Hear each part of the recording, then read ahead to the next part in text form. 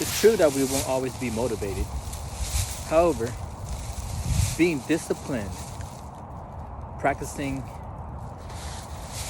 on a day that we need it most to be able to put our effort in to propel our mental faculty to push ourselves and to create the ability for that time when we need it most to utilize that disciplinary, because motivation will not always be there. So we want to be able to follow up instead of giving up, and to use our critical thinking, and gotta be honest with ourselves.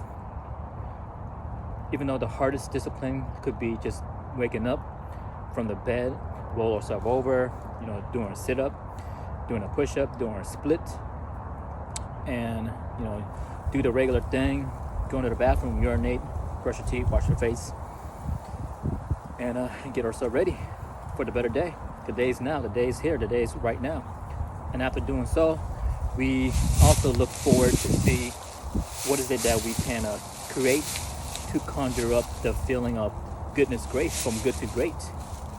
That's a discipline. It's not a domestic way of doing things. And the calmness by doing it in the motion and movement until we realize that the feeling is only going to get better from good to great, right? So that's an achievement in that particular hours of the day, in the time frame. Once you feel the accomplishment, that's the feeling of worthiness that always going to make you feel and do more, not just for yourself, but knowing that what we're going to our work, for our satisfactions, not just for ourselves, but for those that need the learning process, enough for us to be motivated. Because once we realize that we are the aspiration to inspire others, that's going to keep us going. That's the universal truth. And for ourselves and for others, we cheers on to the heart, my heart spirits, the three pillars. Because when the hard time comes, we make it easy, because we already done that work when it wasn't even hard, when it wasn't even that easy. When it wasn't that easy, we put that effort. So when the harder come, the challenging, when it changes, it's become more bearable, because we have done it. It's heartfelt. It's a lot of emotional. It's a lot of years of tears. It's a lot of giving up the breath that need to just deepen in our connection within ourselves, that is breathe more deeply, and then just relinquish all that negativities. And that is the concentrations, and that is the aspect, the concept of exceptional beings, of who you are, of who we are, and who we will come to be in the process. It's the goal oriented.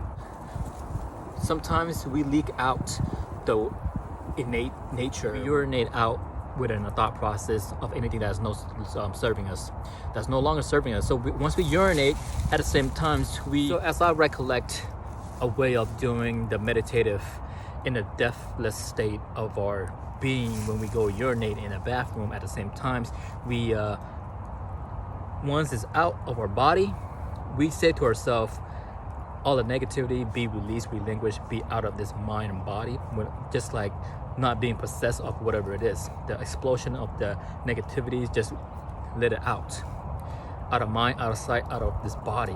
So we urinate out, let it just go and flow with the water. When you flush out, it's out of mind, out of sight. We hold on to the breath that is negativity, that is just contracting us. So when we let it go, we feel more smoothly, and the death is no longer dying.